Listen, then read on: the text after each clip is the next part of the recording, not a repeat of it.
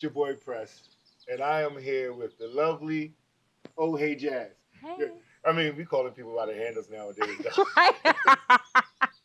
So we just get right to it. Yes. But this is my good friend Jazz. We just wrapped up a episode of Cheat Day. Mhm. She definitely helped me out on that one. She held it down as a guest host on there, and she actually brought me to McDonald's. McDonald's. McDonald's. I've been jacking it up all day. But I wanted to introduce you guys to her because she's a fellow capoeirista. Mhm. Uh, she's a teacher.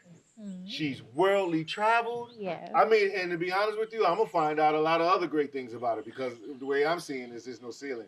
But just happy to have you here, Yes, Jess. happy to be here. Thanks for having me, Press. Yeah, Great. yeah. So I wanted to really just give the people a little background Mhm. about what you do, Mhm. how you got into your field, Mhm. and where you see yourself going. Wow, that's a lot. You can start from How I got into my field. yes. Okay, so when I was a little girl, if you asked me what I want to be when I grew up, I said teacher, president, or astronaut. Mm-hmm. But as I got older, people were like, you need to make some money. So I was Yeah. like, okay. I was like, okay. So I was going to go to law school.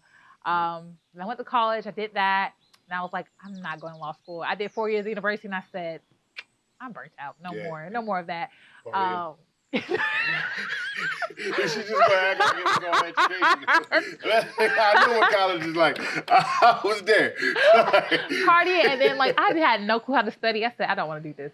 This is tough. But I graduated, so yay. Mhm. Then I went did some odd jobs, and a friend of mine was like, "You should go to Thailand." I was like, "What's in Thailand? Like you can teach, you can live there." I said, "All right." Ah, that's how it started. That's how I started. Thailand. Yeah, a friend of mine had went previously, and I was kind of working these dead end jobs like retail, and I was like hating it so much. And my friend was like, "Take a year off, go to Thailand, teach."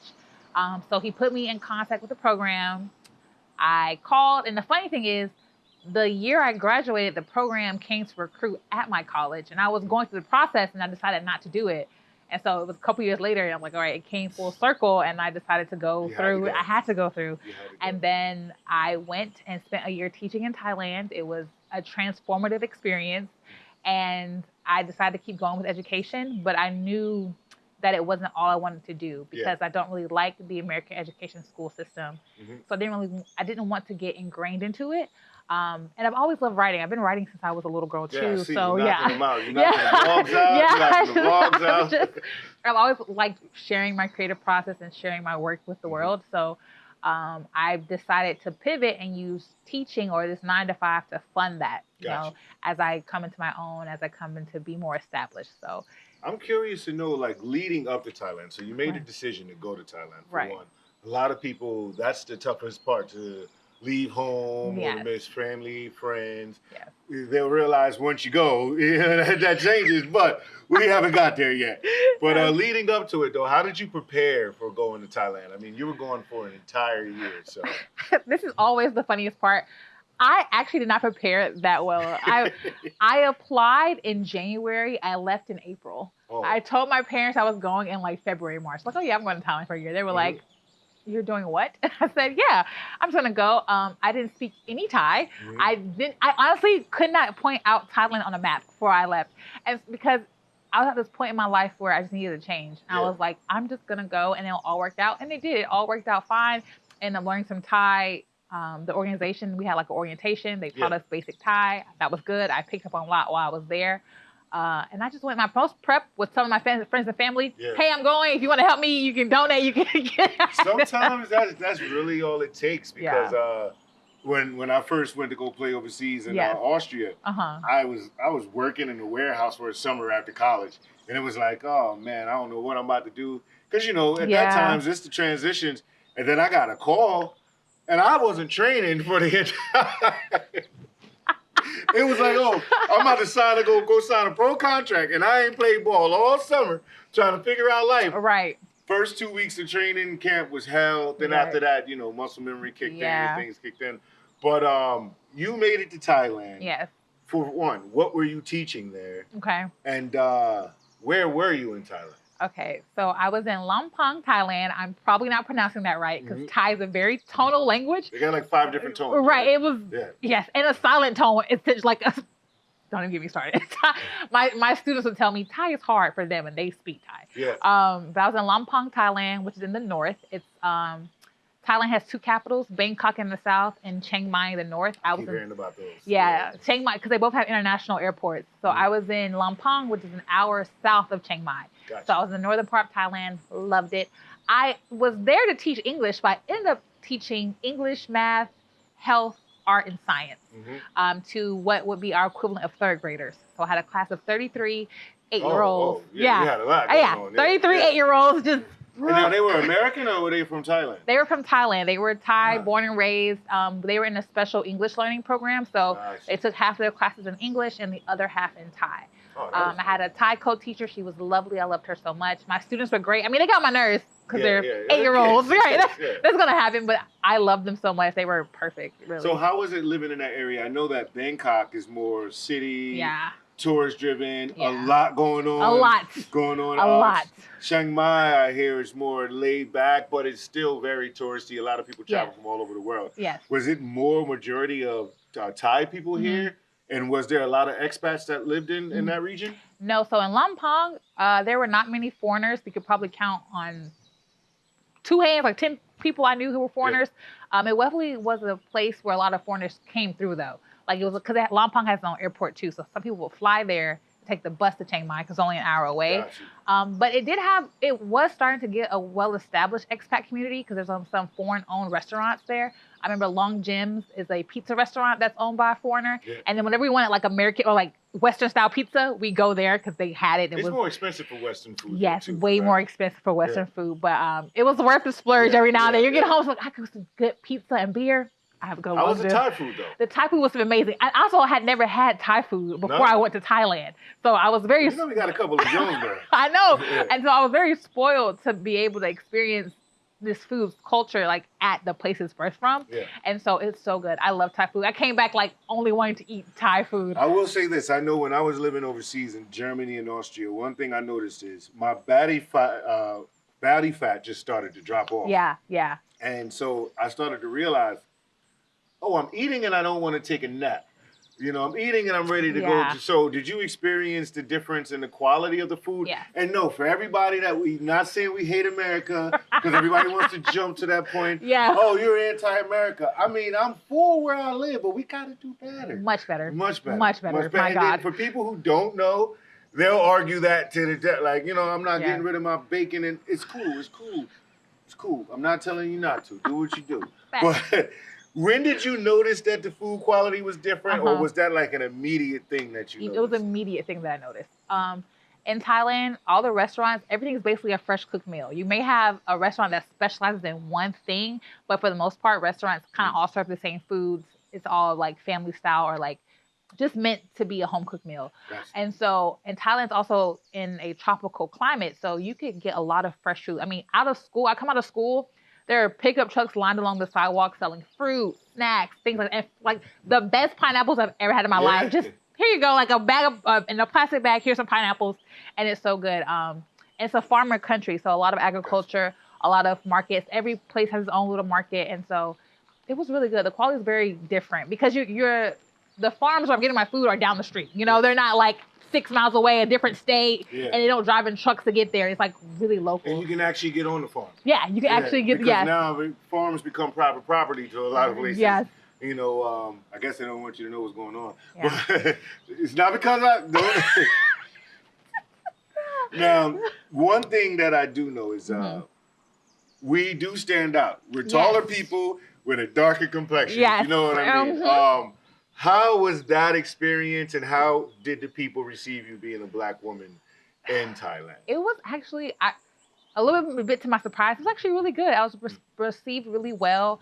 Thai people, and I think in general Southeast Asian culture, have a lot of darker skinned people. Like I've seen people in Thailand, I was like, "Are you Black?" I was like, "Wait, are you what's going on?" But so there are darker skinned people. So most people weren't reacting to my skin tone. But being a Black person, just having that Black American, you know, air around me, people were like, "Oh, like you're different." I was like the only Black person around, Yeah, period. yeah, Like, yeah. period. And so I had one small incident with a student, but they're young. I'm pretty sure they just saw something on YouTube and was like, Yeah, yeah. just being ignorant off of that. But nothing too crazy. People were so nice to me. Thailand is a land of smiles, so everyone was warm, hospital. I even had like a Thai mom and dad. Like they were just so like I can't go on enough about how sweet the Thai people were to me while I was there. So The one thing that I wanted to highlight was when I was in Germany, so I know that difference. I realized that people in Germany and Austria, people weren't looking because they were like, why is he here? They were just curious, like, all right, that's a big dude walking around our neighborhood, and Yeah. not too many people look like that. yeah, The one thing that got me though is I wasn't used to people being nice to me up front. So at first I had a little resistance because I'm like, what's the intention? You know, where we from is just like, I walk in the gas station in Atlanta, big man, big bro. What you about to do, dog? Like, what you about to ask me, man? Yeah. You know, Philly walk through your, if somebody bigging you up, what's coming next with it? You know, and then that was the shock because they didn't want anything. yeah, They literally, do you need something? yeah. Like, I'm like, now I'm like, do I need something? Yes. And, yeah. you know, that thing, so how was that experience with you when So people were welcoming and very friendly and open to help, but the stares were a lot because Yeah. every time I left my apartment, I knew that people were going to stare at me. And that for me did cause a bit of social anxiety the longer I stayed there because there were some days I just wanted to go to the grocery store, get my food, and go home and like kind of be invisible in a way that I can be invisible here in the States. But that was just not it for me. I was just always stared at. You kind of have to always be ready for a conversation in English. So a lot of times in those countries, they like to practice their English with you, especially if they're learning. And so it's just like, yeah, okay. So some days I would just order takeout and not leave my room because it was just a lot. And I was like, I just don't want to be Same thing with learning perceived. German. Like, I'm working on it. I'm like, I want somebody to talk to. And I was like, you know, we all speak English, right? and that was the biggest shock. This was the biggest shock. And I'm not trying to, they're going to say it. I hate America. They're going to say it. They're going to say it. But no, like, I went to the schools and these kids were speaking 4 to 5 languages at 10. Right. And when I tell you, their English was so on point. I bet. And then French, depending on, so it was German, French, English, and then whatever country your family was from. Yes. So if you was Turkish, you spoke that. If you were Russian, wherever it was, you know, you spoke. So I'm looking at it and I almost felt bad because I'm like, you mean to tell me I'm in my 20s now and all I know is English and I'm still working on that? Facts.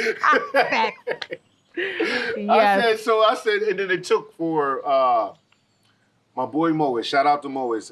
He was a Tunisian guy who moved to Austria who didn't speak any English, worked as a dishwasher and learned German, and then ended up opening his own Italian shoe store in the city. And so now this guy is speaking German, Arabic, Italian, Spanish, and French, right? And you know what he told me? He was like, language is capital. You learn the language of the land, you can make money anywhere.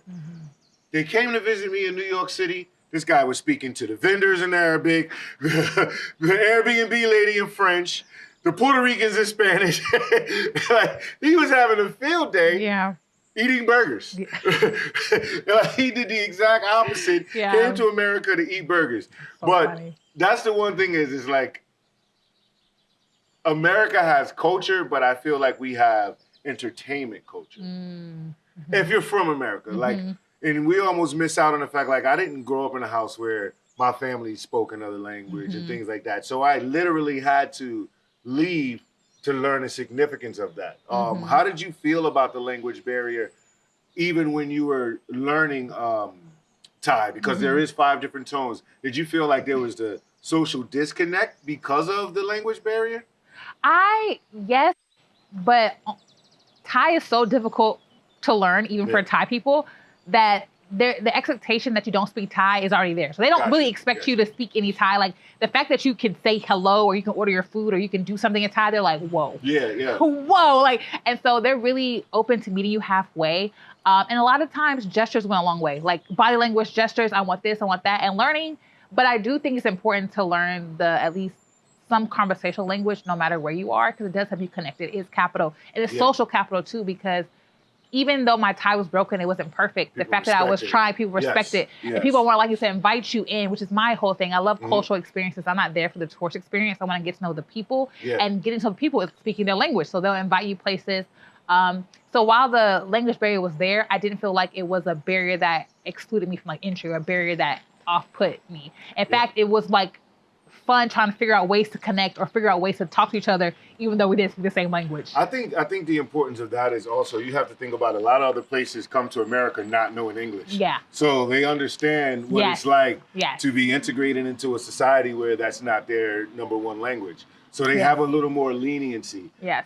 We come, like, here's the whole thing that we expect the rest of the world to literally operate the way that we do. And that's not how it works. I know guys who were in Germany for 8 years and just refused to learn. I don't know how you were there for that long. I also hear about people who live places for long times and like never learn the language. I'm like, what are you doing? Like, how are you? I don't like, do you just pick up on nothing at all? Because also everything you see, look around, is in that language. People are talking it constantly. And I don't get that either. I mean, I think it takes I will say for this, like, it had to hit me to the point where I was on a bus, right? I was a fresh American off the plane, and I threw out a piece of a Snickers bar wrapper out the window, right? And then the lady was on the side screaming, "Blur this Americana, blur this Americana." So I'm like, talking to the lady next to me, what does that mean? And she's like, she just called you a stupid American because, as you see, we don't need to litter. There's a trash can every 10 meters where you go. And I'm like, for one, I'm getting called a name that I don't know.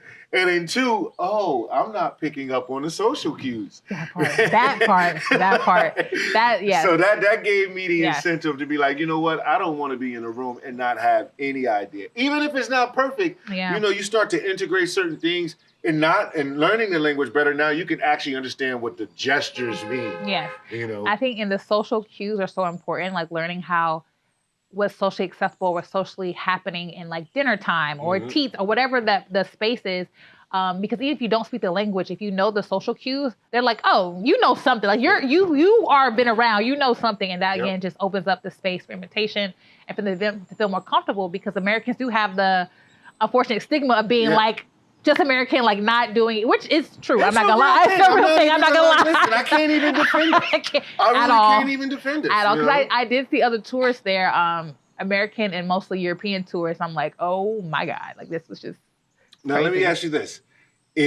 Because you were in more of a rural area, right? Do you think that same social distance would have occurred if you were in a city like Bangkok or Chiang Mai? You think you would have, blended in a little differently? Or is it just Thailand is just that way? I think Bangkok, I would have blended in more for sure, like been able to be more invisible, because there's just so many foreigners in Bangkok. It is the capital. Bangkok gives me anxiety, honestly. It's so big of a city. There's so many people. I needed a more quiet, relaxed, laid back area. And Bangkok is just not that for me. Could you visit on often, or is it just? I visited Bangkok. So I lived in Thailand for a year. I went to Bangkok 3 times. Yeah. And I was like, I'm okay. So what was the experience like? Were you just trying to be a tourist, or were you partying like the people in Bangkok? So I did party. If you've been to Bangkok, there's Khao San Road. So Khao San Road is like the party road. It's bars. It's crazy. It's like Bourbon Street. Yeah, it's kind of like a Bourbon Street, but turned up. Turned up. Yeah. Ping pong shows. I'm not gonna tell you what that is. If you know, you know. I don't even. You don't want to know. Ping pong. Leave it in the comments. Yeah. Or don't. Or don't. Don't. I don't even. I'll tell you. Yeah. You set me up. Yeah. I don't even. I did not see any ping pong shows while I was there, but there's people on the streets saying ping pong show, and you're like, what? And then someone's gonna tell you what it is, and you're like, oh, never mind. Yeah, we no ping pong. But so I did party on Khao San Road, but Bangkok also has a lot of temples. Now, Thailand has beautiful temples all over the country. And so I went to a lot of temples there, and that was really nice.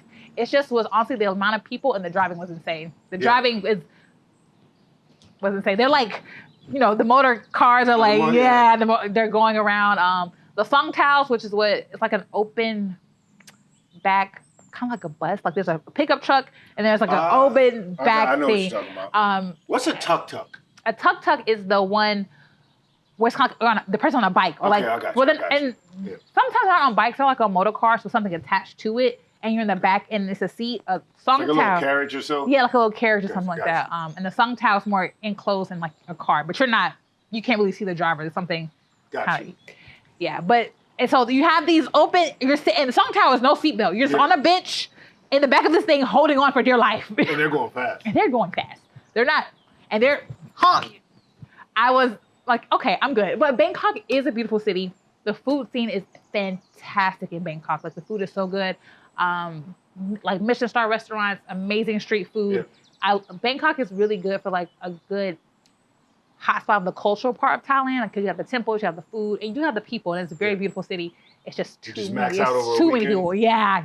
Definitely. You can spend like 4 or 5 days there. And then you're good. Listen, be careful with your alcohol intake. Yes. Because Jazz just let me know that she was turned up, but she don't want to say it on camera. That was politically correct. No, I was definitely turned. The first time I did turn up, the second and third time I kind of was just chilling. And Bangkok's also the port or the ship-off city for all the beaches in Thailand. Because a lot of the beaches are in the south. So Pattaya, Krabi, I'm not going to say that right, but Pattaya, Krabi, all these other places that people go for the beaches. That's close to Bangkok? Yeah, it's close. I flew from Lampang to Bangkok and then Bangkok to Krabi, and that's a place where the beaches are. And so it was like an hour flight. You got me already wanting to go. So my biggest question is, would you do it again? I would do it again. I'd do it tomorrow. And all right. Now begin something. I'd do it tomorrow. How would you do it? Would you extend the stay? Would you become a snowbird? Like I would extend the stay. I definitely stay a little bit longer, especially now I have a good lay of the land. Because I made it a point to travel to the highest point in Thailand and to the lowest point in Thailand. So I kind of got to see the entire country. Not all the cities and rural areas, but more so like the landscape and where things are. And so I would go back all over again. I would spend 6 months in the north, 6 months in the south, and then weaving about. I'm gonna have to pull up on Jazz and Thailand. I mean, I already know I'm gonna pull up because I'm going my darn self. Yeah. Like it's I don't want to sound like I'm a kid.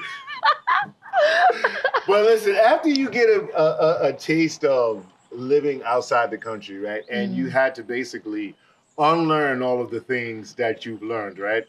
What would you say was the biggest culture shock? Going or coming back? Coming back, for sure. Because Thailand is so beautiful. It's so quiet. It's so greenery.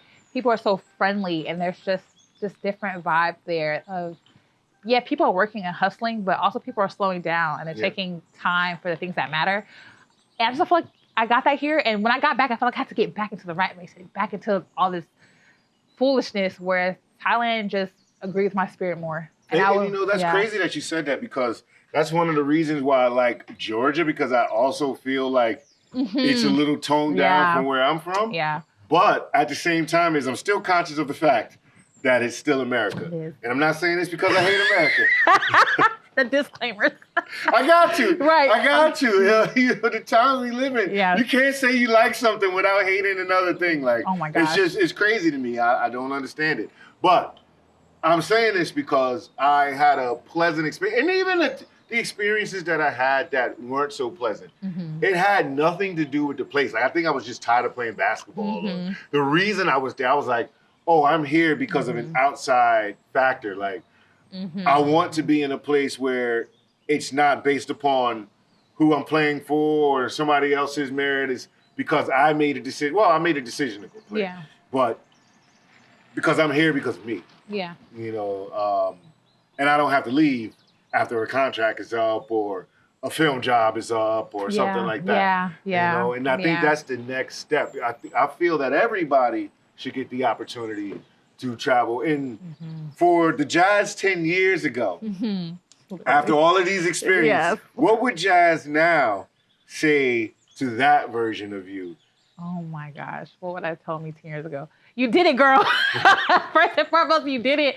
You complete your time there. Don't come back so fast. It's okay to be homesick, but just stay there a little bit longer. Stay there a little bit longer. Learn some more Thai. Yeah, no, she was strong. She was 10 years ago. I'm still strong, but 10 years ago, I felt like I was really stepping into myself. Like that, going to Thailand for that year really showed me what I was made of in a really good way. So I just would cheer myself on and keep going and don't lose Shout that. out to Jazz. Shout out to me. Shout out to Jazz. Shout out. You know, I hitchhiked while I was there too, which is crazy. I was like, you know why you say that, which is funny? I was in Austria, and my ex-girlfriend at the time, we were leaving Nakshik, the club. It was a night shift, the club. So the clubs back then used to close like 5, 6 in the morning. And we were all, you know, after party activities and drinking and having fun. There's no Uber, because I'm a little older, so there's no Uber. So she puts her thumb out on the road, and I'm like, what are you doing? And she's like, we don't do it. She's like, no, it's fine. People are nice. Then I had to realize, oh, this is a normal thing. Nobody's trying to take you. People do that. And I'm like flipping out because I'm like, no, we're not hitchhiking. You're not having me in the back of the woods nowhere, hung up, no, all of that stuff. Like, but it was a normal thing. yeah. People hitchhike, got home safe. Yeah. And that's the entire thing, because it's just like, for us to be the place that we are and everybody want to be here, it's these subtle nuances that's like, don't go to this park when it gets dark. Don't do this. Or you can't be it sucks even being a female that you can't go on a run by yourself without feeling some sense of danger. And I realized that alarm wasn't. And then here's the thing, Hollywood put in the movies that you'll go over there and be, and it was the exact opposite. It's the exact opposite. I was so safe in Thailand. It's crazy. I remember one time we're leaving a club. I'm with other foreigners. We stopped. Lampong has this clock tower. It's kind of like on the magnets on the postcards, this famous clock tower. We walk past the clock tower. We're drunk. We're playing around. The next morning, my friend's like, oh, shit, I left my passport and stuff in the clock tower. I'm thinking, it's over. Girl, you better call the embassy right now. We walk back to the clock tower. And mind you, we got home super early in the morning. It's the afternoon the next day. It's not even morning. It's the afternoon. Her stuff in the same spot. Hasn't been touched. Hasn't moved. It's sitting there. Just everything that she had. Identity would have been gone. What? His bank account would have been wiped.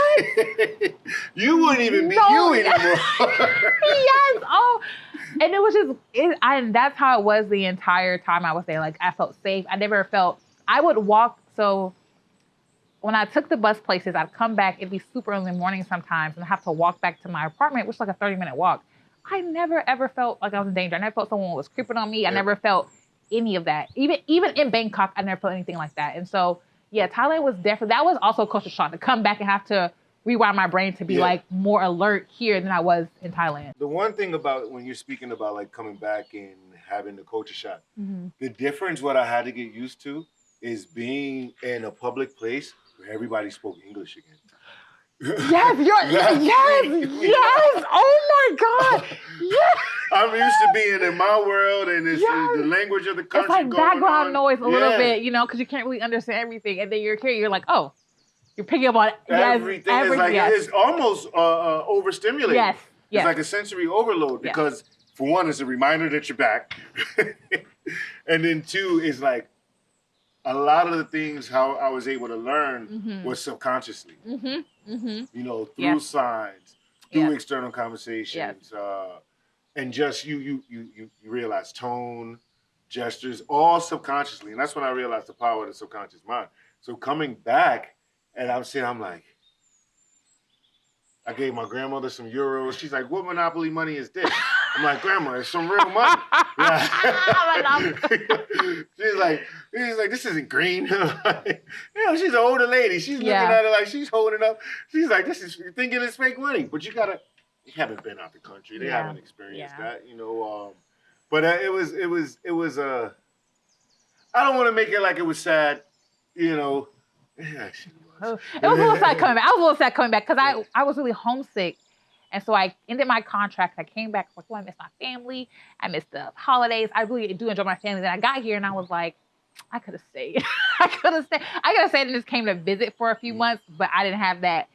It was my first time really out of the country for real. I mean, I went to Korea before, but for a short amount of time. Yeah. Yeah, so it was my first time. So when you go back, before we close out, when you Yeah. go back, do you see yourself going back by yourself? Do you feel like you want to bring somebody along? Like, you got to come have this experience with me? Like, I bring people with me because I was also a little bit lonely out there. The other co-teachers I was with, they had friends and family visit them while I was out there, but my people weren't able to do that. So I love to go back with other people and like bring my family and friends or just have this experience because Thailand is so beautiful.